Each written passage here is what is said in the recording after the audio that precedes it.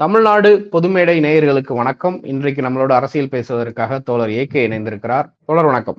வணக்கம் தோழர், நேயர்களுக்கும் வணக்கம். தோழர், இந்தியா கூட்டணி வலுவடைந்துகிட்டு இருக்கு.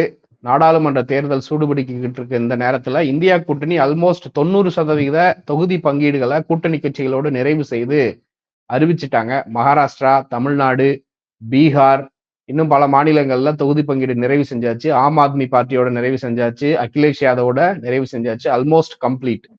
இந்தியா ரொம்ப ஸ்ட்ராங்கா இருக்கு. இந்தியா வர்சஸ் என்டிஏ அப்படின்னு பாக்குறப்ப என்டிஏ இருக்கா இல்லையா அப்படிங்கிறதே தெரியல. பாஜகக்குள்ளேயே பல்வேறு உட்கட்சி பூசல்கள் நிலவுது. குஜராத் கர்நாடகா மாநிலத்திலலாம் மிகப்பெரிய உட்கட்சி பூசல் நடந்துகிட்டு இருக்கு. இந்தியா கூட்டணிக்கு 300 340 தொகுதி வரைக்க வெற்றி வாய்ப்பு அப்படிங்கிறது பிரகாசமாவே இருக்கு. இயல்பாகவே வெற்றி பெற்றுவிடும் அப்படிங்கிற ஒரு கருத்தை இன்னைக்கு அரசியல் திறனாய்வாளர்கள் வாக்கு சதவிகித அடிப்படையில பேச ஆரம்பிச்சிருக்கிறாங்க. இதை நீங்க எப்படி பாக்குறீங்க? இல்ல, அதை நான் ரொம்ப பாசிட்டிவா தான் பாக்குறேன். அது பாக்குறதுக்கு முன்னாடி ஒரு சின்ன ஒரு மோட்டிவேஷன். இந்த இந்தியா கூட்டணி நான் பார்த்த வரைக்கும் ஒரு சின்ன ஒரு சாங் மோட்டிவேஷன் தேவைப்படுது. நான் பார்த்த வரைக்கும் ரஜினி அவர்களுடைய இன்ட்ரோ சாங் ஒண்ணு இதுக்கு பயன்படும். இந்தியா கூட்டணிக்கு நான் சொல்றேன். இல்ல, இந்த சந்திரமுகி படத்துல ஒரு பாட்டு, பூ பந்தை யாரும் நீரில் பொத்தித்தான் வச்சாலும் பந்து வரும் தண்ணி மேலத்தான் அப்படிங்கிற ஒரு லைன். உன்னை யாரும் ஓரம் கட்டித்தான் வச்சாலும் தம்பி வாடா பந்து போலத்தான், மூன்றாம் பிறை மெல்ல மெல்ல வெண்ணிலவாய் மின்னுவதை மின்மினிகள் தடுத்திடுமா. ஸோ இதுதான் இந்தியா கூட்டணிக்கு நம்ம டெடிகேட் பண்ற ஒரு மோட்டிவேஷனல் லைன்ஸ். அண்ட் இது நான் சும்மா சொல்லணும், இந்தியா கூட்டணியை உயர்த்தி பேசிவிடணும், நம்மளுடைய எண்ணோட்டம் அதுதான் அப்படின்னு நான் சொல்ல விரும்பல. மக்கள் கிட்ட ஒரு எழுச்சி இயல்பாவே தெரிய ஆரம்பித்து விட்டது. நீங்க மக்கள் கிட்ட எழுச்சின்னா ஒவ்வொருத்தையும் போய் கேட்டுட்டு இருக்க முடியாது. சமூக வலைத்தளங்கள் இன்னைக்கு ஒரு மிகப்பெரிய ஒரு வரம் நமக்கு. அதுல சாபமும் இருக்கு, வரமும் இருக்கு. அதுல இருக்கிற பாசிட்டிவ் ஆஸ்பெக்ட்ஸ் என்னன்னா, மக்களுடைய எண்ண ஓட்டம் எப்படி இருக்குன்னா, மோடி அவர்களை பற்றியோ பாஜகவை பற்றியோ இல்ல இங்க இருக்கிற இந்த இன்ஸ்டிடியூஷன் பற்றிய ஒரு செய்திகள் வந்தாலே அதற்கு மக்கள் தெரிவிக்கும் கருத்துக்கள் மிக மிக அதிருப்தி அதிகமாகதான் இருக்கு. அதாவது ஆளுங்கட்சிக்கு எதிராக இருக்கு. அதுதான் ஆன்டி இன்கம்பன்சி. கண்டிப்பா ஆன்டி இன்கம்பன்சி எவ்வளவு நல்லாட்சி கொடுத்தாலும் இருக்கும். அதுவும் இப்படிப்பட்ட ஒரு கேடுகட்ட ஆட்சியை கொடுத்த இந்த நபர்களுக்கு 10 வருஷம் ஆன்டி இன்கம்பன்சி அதிகமாவே இருக்கும். இவங்களுடைய சக்சஸ் என்னன்னா, ஆன்டி இன்கம்பன்சியை வெளி கொண்டு வராத அளவுக்கு கோடி மீடியா இங்க வேலை செஞ்சுக்கிட்டு இருக்கு. அண்ட் ஆல்சோ எல்லா இன்ஸ்டிடியூஷன்ஸும் இவங்க கைப்பாவையா இருக்கு. அதே மாதிரி மக்கள் பேசவே பயந்த காலம் ஒண்ணு இருந்தது. ஏன்னா எந்த விஷயம் பேசினாலும் கைது செய்யறது, அவங்கள அபியூஸ் பண்றது, அவங்க குடும்பத்தை மிரட்டுவது, இப்படி ஓப்பன் த்ரெட் இருந்த ஒரு காலகட்டத்துல இன்னைக்கு மக்கள் அவர்களாகவே வெகுண்டெழுந்து போதும்பா, அதான் பூ பந்தை யாரும் பொத்தித்தான் வச்சாலும் தண்ணி வரும் பந்து மேலத்தான், அது போலத்தான். எவ்வளவுதான் மக்கள் பிரச்சனைகளையும் மின்னல்களையும் சந்திப்பார்கள். உங்களுக்கு தெரியும், இன்னைக்கு இந்தியாவில எல்லா கடனாளிகள் அதிகம். மக்கள் கிட்ட அன்றாட வாழ்க்கையை வாழ்வதற்கே அவங்களுக்கு கடன் வாங்கி வாழ வேண்டிய ஒரு சிச்சுவேஷன் தான் இருக்காங்க. பொருளாதாரம் மிகவும் நலிந்த நிலையில் இருக்கு. ஏழைக்கும் பணக்காரர்களுக்குமான வித்தியாசம் ரொம்ப அதிகரிச்சுக்கிட்டே போகுது. இது ஒரு நல்ல நிலை கிடையாது. It's not a positive sign. So ஒரு வளர்ந்த நாடு நம்ம எதை வச்சு சொல்றோம்னா, வளர்ச்சி என்பது ஈக்விட்டபிள், எல்லாருக்குமான வளர்ச்சியா இருக்கணும். ஒரு குறிப்பிட்ட நபரோ ஒரு குறிப்பிட்ட கார்பரேட் செக்டரோ வளர்றது வளர்ச்சி கிடையாது. ஸோ அந்த ஆங்கிள் தான் இந்த தொகுதி பங்கீடெல்லாம் நம்ம பார்க்கும்போது ரொம்ப சந்தோஷமா இருக்கு. இன்னைக்கு பீகார் ரொம்ப டிசைடிங் ஃபேக்டரா இருந்த ஒரு பிளேஸ். ஏன்னா எல்லாமே ஆரம்பிச்சது அங்கதான் தோழர். நான் என்னை கேட்டீங்கன்னா, இந்தியா கூட்டணி எங்க இருந்து ஒரு புத்துயிர் பெற ஆரம்பித்தது என்றால், அங்க இருந்து ஒரு நபர், அந்த நிதிஷ்குமார்னு ஒரு நபர், அவர் என்னைக்கு இந்த கூட்டணி விட்டு வெளியே போனாரோ அங்க இருந்து மொமெண்டம் பிக்கப் ஆயிடுச்சு இந்த இந்தியா பிளாக்கு. அதற்கு முன்னாடி ஏன்னா நீங்க நல்லா நோட் பண்ணுங்க, அவர் ஒரு பாசிட்டிவான ஒரு ஆள் கிடையாது. நிதிஷ்குமார் மிகப்பெரிய ஒரு சந்தர்ப்பவாதி. இவங்க கூட கூட்டணி வைக்கிறாரு, அவங்கள கழட்டி விடுறாரு. அப்புறம் அவங்க ஆதரவு தெரிவிச்ச உடனே இவங்களை கழட்டி விட்டு அங்க போய் ஆட்சி அமைக்கிறாரு. சோ இப்ப ஏற்பட்ட ஒரு சந்தர்ப்பவாதியை நம்பி நம்ம பயணிப்பது வேஸ்ட். மக்களே நம்மளை வெறுத்து விடுவார்கள். அப்படிப்பட்ட ஒருத்தரை அது தானாகவே நடந்ததா இல்ல இவங்கள துரத்துறாங்களான்னு தெரியாது. நிதிஷ்குமார் என்றைக்கு போனாரோ அன்று முதல் இன்று வரை இந்த இந்தியா கூட்டணி மிக மிக மிக வலுவாயிட்டே இருக்கு. நாளாக அந்த வலு இன்னும் அதிகரிச்சுதான் போகுது. சரி, நீங்க மாநில வாரியா பாத்தீங்கன்னாலே பீகார்ல தொகுதி பங்கீடு முடிஞ்சு போச்சு தோழர். இப்போ நம்மளுடைய தேஜஸ்வியும் ராகுல் அவர்கள் வந்து ஒன்றாக வந்து புகைப்படம் எடுத்துக்கொண்டு அந்த தொகுதி பங்கீடு எல்லாம் முடிச்சுட்டு அவங்க கை குலுக்குறதெல்லாம் நம்ம பார்க்க முடிஞ்சது. அது வந்து மெச்சூரிட்டி, தேஜஸ்வி கிட்ட வந்து அந்த மெச்சூரிட்டி இருக்கு. ஒரு அவங்க நினைச்ச ஒரு அடமெண்டா பேசலாம். ஏன்னா பீகார்ல வந்து காங்கிரஸ்க்கு அந்த அளவுக்கு பெரிய வாக்கு வங்கி கிடையாது, சொற்ப அளவுலதான் இருக்கு. ஆனாலும் இன்னைக்கு தேவை என்ன, நம்ம வந்து மக்கள் கிட்ட வந்து பல விஷயங்களை வந்து நம்ம சொல்லியிருக்கோம். அங்க ஆட்சி அமைக்கணும். அவங்க பீகார்ல வந்து அடுத்த இன்னும் ஒரு 1 or 2 இயர்ஸ்ல எலெக்ஷன் வரப்போகுது. சோ அங்கேயும் வந்து ஒரு ஆன்டி இன்கம்பன்சி வந்து வந்துட்டு தான் இருக்கு. பிஜேபிக்கும் சரி, நிதிஷ்குமாருக்கும் சரி. அவர் வந்து ஒரு ஒரு மாதிரி ஒரு டிராப்ல இருந்தாரு. இன்னைக்கு வந்து அதுல இருந்து விடுபட்டு ரொம்ப ஓப்பனா பேச ஆரம்பிச்சிருக்காரு. ஏன்னா அரசாங்கம் அவங்களுதான் இருந்தது. ஒரு ஆன்டி இன்கம்பன்சி எதிர்த்து அவரால் பேச முடியல. பட் இன்னைக்கு ஓப்பனா பேச முடியுது. ராகுல் காந்தி அவர்கள் கூட வந்து அந்த அகாமடேட்டிவ் பாலிடிக்ஸை வந்து அவங்க பண்ணதை வந்து வரவேற்கிறோம். சோ பீகார்ல எனக்கு தெரிஞ்சு 40 தொகுதி தொடர் கிட்டத்தட்ட தமிழ்நாடு போல. சோ அங்க வந்து ஒரு ரொம்ப பாசிட்டிவான சைன்ஸ். 40 தொகுதியும் வந்து சாதகமா தான் இருக்கு. இன்னும் போக போக தேர்தல் களம் இன்னும் சூடு பிடிக்கமே ஆனால் ரொம்ப பாசிட்டிவான டெவலப்மெண்ட். 40 ஒரு 35ல இருந்து ஒரு 38 வரைக்கும் ஜெயிப்பாங்கன்ற மாதிரி தான் சொல்றாங்க. அத வர கருத்துக்களும் அப்படிதான் இருக்கு. சோ இது வந்து பீகார். ஆமா, அதுல காரணம் வந்து 2019 வந்து இடதுசாரிகள் வந்து தனியா நின்னாங்க. இந்த தடவை காங்கிரஸ், ஆர்ஜேடி, இடதுசாரிகள் எல்லாம் ஒன்னா நிக்கிறப்ப இயல்பாகவே 41% மேல வாக்குகள் போயிரும், அதனால எளிதா ஜெயிப்பாங்க அப்படின்னு ஒரு கருத்து சொல்றாங்க. சொல்றாங்க. அதே போல நிதிஷ்குமார் அவர்களை வந்து நம்பிக்கை இழந்து விட்டார்கள் தோழர். அங்க வந்து அவரு வந்து சொல்ற கேண்டிடேட்ஸே வந்து நிறைய பேர் வந்து கேண்டிடேட் ஃபைல் பண்ணவே பயப்படுறாங்க தோழர். நீ போன்னு சொல்லிட்டு இன்னொருத்தர பிடிச்சி தள்ளி விட்டுக்கிட்டு இருக்காங்க. இப்ப எப்படி அதிமுக நடந்துட்டு இருக்கு, நீ நிக்காத, நான் நிக்க மாட்டேன், வேற ஒருத்தர நிக்க வைன்னு சொல்லிட்டு அது மாதிரிதான் பண்ணிட்டு இருக்காங்க. ஏன்னா அவங்களுக்கு தெரியும் மக்கள் கிட்ட போனா மக்கள் வந்து கேள்வி கேட்பாங்கன்னு தெரியும். சோ அடுத்து உத்தரப்பிரதேசம் நீங்க அப்படியே எடுத்துக்கோங்க. அகிலேஷ் யாதவும் ரொம்ப மெச்சூர்டா காங்கிரஸ் கூட முன்கூட்டியே, ஏன்னா அவருக்கு தெரியும் உத்தரப்பிரதேஷ் வந்து ஒரு பெரிய மாநிலம். சொல்ல போனா ஒரு டிசைடிங் ஃபேக்டரே வந்து உத்தரப்பிரதேஷ் தான்.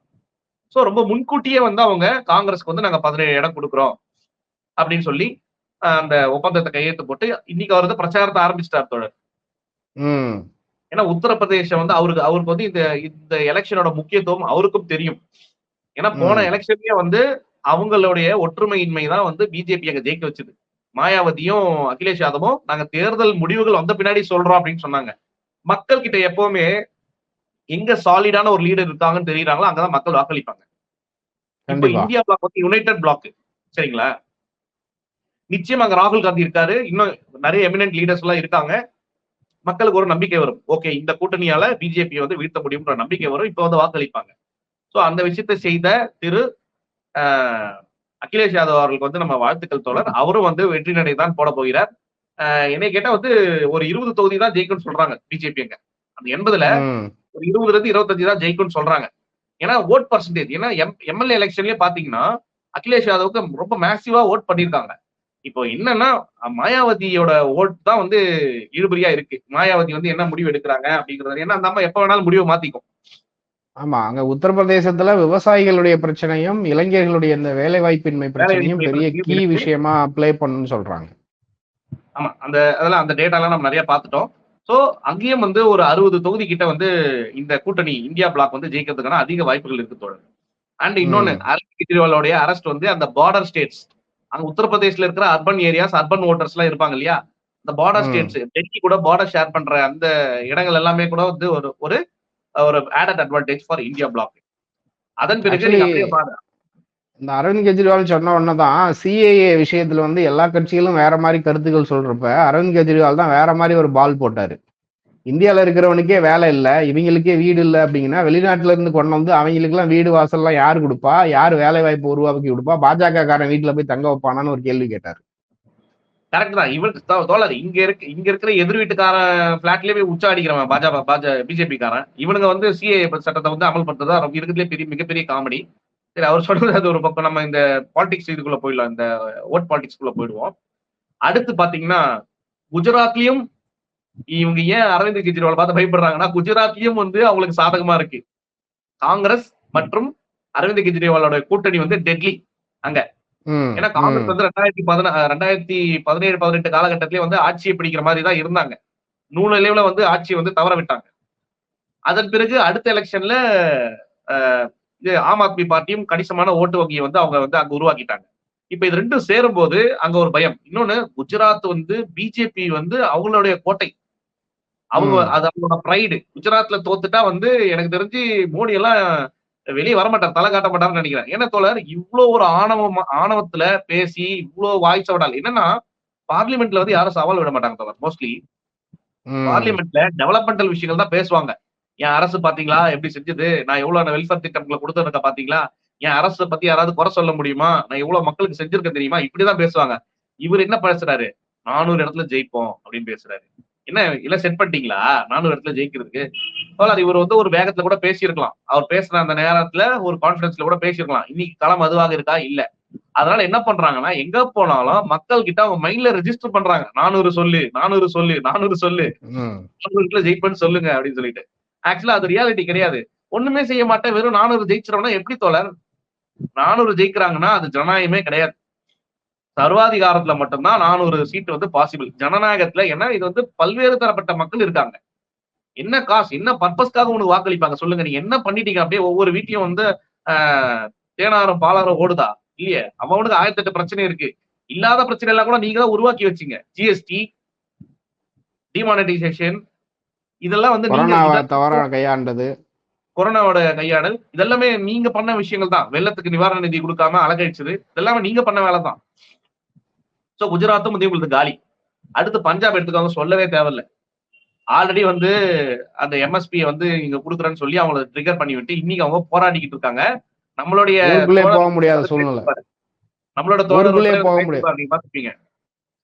பஞ்சாப் வந்து அவர்களுக்கான இடம் கிடையாது. அவங்க வந்து பஞ்சாபையும் தமிழ்நாட்டையும் கேரளாவையும் விட்டுட்டு தான் எலெக்ஷனை ஸ்டார்ட் பண்றாங்க. அவங்க புரியுதுங்களா? பிஜேபி பஞ்சாப், தமிழ்நாடு, கேரளா இது எனக்கு வராதுப்பா அப்படி. அப்போ மத்த இடத்துல என்ன பண்ணணும் அப்படின்னு தான் வந்து நீங்க அவங்க சொல்ற 400 கணக்கு என்ன தெரியுமா? தமிழ்நாடு 40,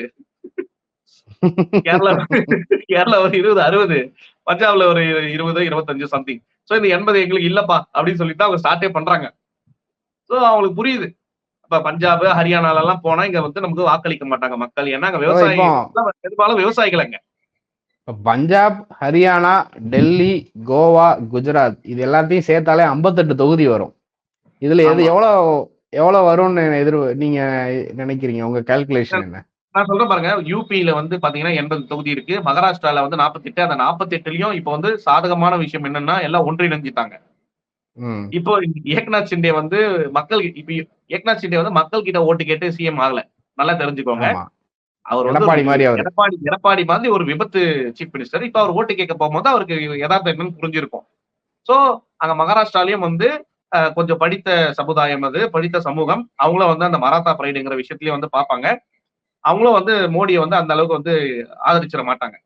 அந்த அவங்களுக்கான வாக்கு வங்கி இருக்கு, இல்லாம இல்ல. பிஜேபிக்கான வாக்கு வங்கி இருக்கு. பட் காங்கிரஸ் அலையன்ஸ் வந்து என்சிபியோட சேரும்போது, சிவசேனாவோட சேரும்போது, அந்த மராத்தா பிரைடுங்கிற விஷயமும் சேரும்போது 45% மேல ஓட்டு வாங்குறாங்க தோழர். 45% மேல ஓட்டு வாங்குறாங்கன்னும் போது ஈஸியா அவங்களால 80% விக்டரியை வந்து அவங்களால அச்சீவ் பண்ண முடியும். 80% பட்சத்துல 48ல 40 ஈஸியா ஜெயிச்சிருவாங்க. அடுத்து வெஸ்ட் பெங்கால் எடுத்துக்கோங்க. 42 தொகுதி அங்க வந்து இன்னும் கூட்டணி உடன்படிக்கை வந்து கையெழுத்தாகல. அது வந்து everyone is waiting. But still அங்க வந்து மமதாக்கான ஒரு ஆதரவு தான் இருக்கு. பிஜேபி வந்து அங்க அவ்வளவு லேஸ்ல வந்து மக்கள் அக்செப்ட் பண்ண போறது இல்ல. போன எலெக்ஷன்ல வந்து ஓரளவுக்கு அந்த அந்த இந்த சர்ஜிக்கல் ஸ்ட்ரைக்கு, நாட்டுக்கு வந்து நான் தான் பாதுகாவலர் சொல்ற விஷயத்துல வந்து கல்கட்டால வந்து ஒரு மிகப்பெரிய வந்து மக்கள் வந்து ஓட்டு வாக்களிச்சாங்க. ஆனா இந்த முறை வந்து மக்களுக்கு தெரிஞ்சு போச்சு இவங்க எல்லாம் கலவரக்காரர்கள். ஏன்னா கல்கட்டாவை வந்து ஒரு கலவர பூமியாக மாற்றிய பெருமை இந்த பாஜகவுக்கு தான் போய் சேரும். சோ மக்கள் வந்து நிச்சயம் இந்த 42லயும் கூட வந்து பாத்தீங்கன்னா எனக்கு தெரிஞ்சு, அதாவது எனக்கு தெரிஞ்ச இந்த சென்ஸ் ஊடகத்தின் வரும் செய்திகள் எல்லாம் வச்சு அனலைஸ் பண்ணி பார்க்கும்போது 27ல இருந்து 30 தொகுதி வந்து கன்ஃபார்மா இந்த கூட்டணி ஜெயிக்கிறதுக்கான அதிக வாய்ப்புகள் இருக்கு. மம்தா பானர்ஜி, காங்கிரஸ், மம்தா பானர்ஜி, இந்தியா கூட்டணி எல்லாம் சேர்ந்து, ஏன்னா அவங்க ஆதரவு கொடுக்குறேன்னு தான் சொல்லியிருக்காங்க. அவங்க எப்பவுமே வந்து மோடிக்கு ஆதரவு இல்லைங்கிறதுல ரொம்ப தெளிவா இருக்காங்க. ஆனா இவங்களுக்கு நாங்க ஆதரவு கொடுக்குறோம். ஆனா நாங்களே தான் போட்டிடணும். உங்க கூட்டணிக்காக நான் வந்து என்னோட இடங்களை நான் விட்டு தர தயாரா இல்லை அப்படின்னு சொல்றாங்க. சோ அது நம்ம வரவேற்கிறோம். அடுத்து மத்திய பிரதேஷ், ராஜஸ்தான், இதுதான் வந்து பாஜகவுக்கு கொஞ்சம் சாதகமான மாநிலங்கள். ஆனா ராஜஸ்தான்லயும் வந்து கணிசமான இப்ப வந்து ஒரு டிசன்ட் வந்து உருவாகிட்டு வருது. மத்திய பிரதேஷ்ல ஆதரவா மாறிட்டு இருக்கு. மத்திய பிரதேஷ் மட்டும்தான் வந்து அவங்களுக்கு கொஞ்சம் ஃபேவரபிளா இருக்கு. ஆனாலும் அங்க காங்கிரஸோட பிரசன்ஸ் இருக்கு. சோ காங்கிரஸே வந்து அங்க நேரடியா போட்டியிடுவதால் 10 வருஷம் அதிருப்தி ஏதாவது அங்க மக்கள் வந்து அது சிந்தித்து வாக்கு அளிப்பார்களே. ஆனால் இந்த இடத்துல வந்து மேபி பாதி இடங்களை வந்து இழக்கிறதுக்கு அதிக வாய்ப்பு இருக்கு. இன்னொன்னு, ஆம் ஆத்மி பார்ட்டி அகிலேஷ் யாதவோடைய அவங்க கொஞ்சம் வாக்கு சதவீதம் இருக்கு, அவங்க காங்கிரஸுக்கு ஆதரவு தெரிவிக்கிறாங்கன்ற கேள்விப்பட்டேன். அதை தெரிவிக்க கூடாதுன்னு அரெஸ்ட் பண்ணி உள்ள வச்சிருக்காங்க. அடுத்து நார்த் ஈஸ்ட் 25 தொகுதி தோழர். 25 தொகுதியில அசாம்ல 14, மீதி வந்து 11. அந்த 11 இடத்துக்கு இவங்களால போகவே முடியாது. இவங்க போகல, சொல்லிட்டாங்க அவங்களே, நாங்க வரல, நீங்க யாராவது ஜெயிச்சு வாங்க, நாங்க வந்து நீங்க ஜெயிச்சு வரவங்க கிட்ட நாங்க வந்து வேலை கொடுத்து வாங்கிடுறோம் அப்படின்னு சொல்லிட்டாங்க. அசாம்ல மட்டும் நமக்கு அந்த ஹிமத் பிஸ்வா சர்மாவா, அவரு போதும் நம்மள ஜெயிக்க வச்சிருவாரு. அவரு தினமும் சும்மா இல்லாம எதையாவது ஒண்ணு பேசிக்கிட்டே இருக்காரு. அவர் பேசுற பேச்சே போதும் நம்மள ஈஸியா வந்து ஜெயிக்க வச்சிருவாங்க. இந்தியா பிளாக்குக்கான வெற்றி வாய்ப்பு அவரே ஏற்படுத்தி கொடுத்து விடுவார். அந்த அளவுக்கு தான் இருக்கு களம் அங்க அசாம்ல. ஒரு வளர்ச்சியும் கிடையாது, ஒரு வாழ்வாதார பிரச்சனையும் அங்க தீர்க்கப்படல. அப்புறம் மக்கள் எப்படி வாக்களிப்பார்கள்? சும்மா எதுவும் ஏமாத்திட்டு இருக்க முடியாது. இன்னொன்னு, மணிப்பூர்ல அவங்க வந்து ரொம்ப க்ளோஸ் டு ஹார்ட் அவங்களுக்கு. மணிப்பூர் மக்கள் எல்லாமே வந்து அவங்க ஒரு நல்ல உறவுல தான் இருக்காங்க. மணிப்பூர்ல அவ்வளவு பெரிய பிரச்சனை நடந்தது நிச்சயம் அசாம்ல வந்து பாதிக்கும். ஆனா அசாம்ல அவங்க என்ன நினைக்கிறாங்கன்னா, அந்த சிஏஏ சட்டம் வந்து அசாம்ல ஒர்க் அவுட் ஆகும்னு நினைக்கிறாங்க. பட் அதை நம்ம பொறுத்ததான் பார்க்கணும். அசாம்ல கொஞ்சம் டவுட் தான். பட் இருந்தாலும் அங்க வந்து இவங்க நினைச்ச மாதிரி வெற்றியை பெற முடியாது. இந்தியா பிளாக்குக்கும் அங்க ஆதரவு இருக்கு இந்த மணிப்பூர் விஷயத்தினால. எப்படி எப்படி பார்த்து தமிழ்நாடு, சவுத் இந்தியா எடுத்துக்கோங்க. தமிழ்நாடு, கேரளா, ஆந்திரா, கர்நாடகால கூட பாத்தீங்கன்னா 17, இப்போ லேட்டஸ்டா வந்திருக்கிற சர்வே வந்து 17 தொகுதி வந்து இவங்களுக்கு சாதகமா இருக்கு. அண்ட் ஆல்சோ தோழர், உட்கட்சி பூசல் அங்க முன்னாள் முதலமைச்சர் எடியூரப்பாவுடைய மகன், அவருடைய மகனுக்கு வந்து சான்ஸ் கொடுத்திருக்காங்க. அதை எதிர்த்து வந்து அங்கேயே வந்து உட்கட்சியிலே வந்து ஒருத்தர் வந்து போட்டி போடுறாரு. அண்ட் ஆல்சோ தோழர், இந்தியா முழுவதும் கிட்டத்தட்ட ஒரு 6ல இருந்து 7 இடத்துல வந்து வாபஸ் வாங்கியிருக்காங்க. நான் போட்டி போட மாட்டேன், பேக் அடிச்சுட்டாங்க பிஜேபியோட எம்பி. குஜராத்லயே 2 பேரு, உத்தரப்பிரதேசத்துல 2 பேரு. ஆமா, அப்புறம் உத்தரப்பிரதேசம் லேட்டஸ்டா ஒருத்தர் வந்தாரு. அப்புறம் 100 கேண்டிடேட் கிட்ட வந்து இவங்க புது ஆட்களை இறக்கியிருக்காங்க தோழர். இவங்க உண்மையாவே வந்து ஸ்ட்ராங்கான நபர்களா இருந்தா, நாங்க நல்ல பர்ஃபார்மன்ஸ் கொடுத்துருக்கோம் தெரிஞ்சுன்னா அவர்களே இன்னொரு வாய்ப்பு கொடுத்துருக்கணும்ல. அப்போ இப்போ ஆஸ் ஆஃப் நோ வந்து பாத்தீங்கன்னா அவங்களோட ஸ்ட்ரென்த் வந்து லோக்சபால 295 எம்பிஸ் தான் இருக்காங்க பிஜேபிக்குன்னு. ஆமா, பிஜேபிக்கு 295 தான் இருக்காங்க. கூட்டணியோட சேர்த்துதான் வந்து அந்த 360 350க்கு மேல இருக்குன்னு சொல்லிட்டு இருக்காங்க. இப்போ இவங்க இந்த 295 கண்டிப்பா இவங்களால ரீடைன் பண்ணவே முடியாது. இந்த 295ல 100 பேரை வந்து புது கேண்டிடேட் ஃபைல் பண்ணிருக்காங்க, ஃபீல்டு பண்ணி லான்ச் பண்ணிருக்காங்க. அப்போ அவங்க 100 கேண்டிடேட் வீக்ன்றது ஆல்ரெடி அவங்களுக்கு தெரிஞ்சிருக்கு. சோ அது ஒரு இது. அப்புறம் இப்ப இந்த இந்தியா பிளாக்கோடைய வருகை, அவங்களோட எமர்ஜென்சி வந்து நிச்சயமா இந்த 295 உங்களுக்கு கொடுக்காது. அவங்கள வந்து ஒரு 250 கீழே தான். இப்ப நான் ஆல்ரெடி சொல்லிட்டு வந்தேன் இல்லைங்களா, ஃபர்ஸ்ட் 200ன்னு, நான் அதுக்கப்புறம் நானே 180ன்னு சொன்னேன். இன்னும் குறைய அதிக வாய்ப்புகள் இருக்கு. காரணம், இவர்கள் 10 வருஷம் வந்து வளர்ச்சிக்கோ மக்களுக்கோ எதுவும் செய்யவில்லை. மாறாக இங்க இருக்கிற மக்களுக்குள்ள ஒரு சோசியல் இன்ஜினியரிங் செய்து மக்களுக்குள்ள ஒரு ஹேட்ரட்டை வந்து உருவாக்கி, இவன் அவனுக்கு எதிரி, அவன் இவனுக்கு எதிரி, 80 விசஸ் 20, 20 விசஸ் 80, 80க்குள்ளேயே வந்து இருக்கிற 1% 3%க்கும் வெசஸ் 77 இப்படி வந்து பேசிட்டு இருக்காங்க. சோ இது வந்து வேலைக்கு ஆகாது. எப்படியுமே பார்த்தாலும் தோழர், 350 இடத்திற்கு குறைவாக வந்து காங்கிரஸ் ஐ மீன் இந்தியா பிளாக் வந்து பெறாது. அதுக்கு அதிகமாக பெறாதான் அதிக வாய்ப்பு இருக்கிறது. ஏன்னா மக்கள் கிட்ட இருக்கிற எழுச்சியை வச்சு நம்ம சொல்றோம், கருத்து கணிப்பை வச்சு சொல்றோம், மக்கள் கிட்ட இருக்கிற எழுச்சியை வச்சு சொல்றோம். ஃபேக் கோடி மீடியா சொல்வதை நம்ம நம்புவதற்கு நம்ம ஆள் கிடையாது. இவங்க இன்னொன்னு, தமிழ்நாட்டுல நீங்க ஒரு லாஜிக் யோசிச்சு பாருங்க. கூட்டணியே முடிவாகல, பாஜகவுடைய கூட்டணி கட்சி முடிவாகாத பட்சத்துல புதிய தலைமுறையில போடுறான் 6 தொகுதியில ஜெயிப்பாங்க அப்படின்னு. அவன் போய் பாமக கூட ஒண்ணுமே கூட்டணி வைக்கல, சரத்குமார் போய் அடமானமே வைக்கல கட்சி. அதுக்கு முன்னாடியே வந்து சொல்லிட்டாங்க 6 இடத்துல ஜெயிக்கும். அப்போ எங்க போய் யார போய் விசாரிச்சிருப்பீங்க, என்னன்னு கேட்டிருப்பீங்க? நீங்க சொல்லுங்க, மக்கள்கிட்ட போய் என்னன்னு கேட்டிருப்பீங்க?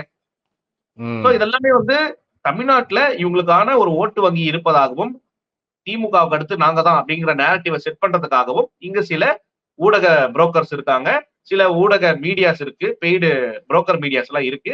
அவங்க அவங்களுடைய விசுவாசத்துக்கு வந்து வாழாண்டிட்டு இருக்காங்க. அதையெல்லாம் களம், அதெல்லாம் ஒரிஜினல் என்று நம்ம நம்ப வேண்டாம். இதே கிரவுண்ட் ரியாலிட்டி தான் இந்தியா ஃபுல்லா இருக்கு. 350ற்கும் மேலான இடங்களை இந்தியா கூட்டணி வந்து பிடிக்கும். 150ற்கும் குறைந்த இடம்தான், 100க்கு கீழே போனாலும் ஆச்சரியம் இல்ல, என்டிஏங்கிறது பிடிக்கும். நீங்க அடிக்கடி கேட்பீங்க என்டிஏங்கிறது எங்க இருக்குன்னு சொல்லிட்டு. என்டிஏங்கிறது வேற எங்கும் கிடையாது, அமித்ஷா மோடி அவர்களுடைய பாக்கெட் குள்ளதான் இருக்கு. அது வேற எங்கேயும் கிடையாது. அது இனியும் வந்து அதனால வெற்றியை வந்து பெற்று தர முடியாது. அவருடைய ஆட்டம் க்ளோஸ் முடிஞ்சது. கண்டிப்பா தோழர். தொடர்ந்து பேசுவோம். நன்றி தோழர். தொடர்ந்து பேசுவோம் தோழர். நன்றி.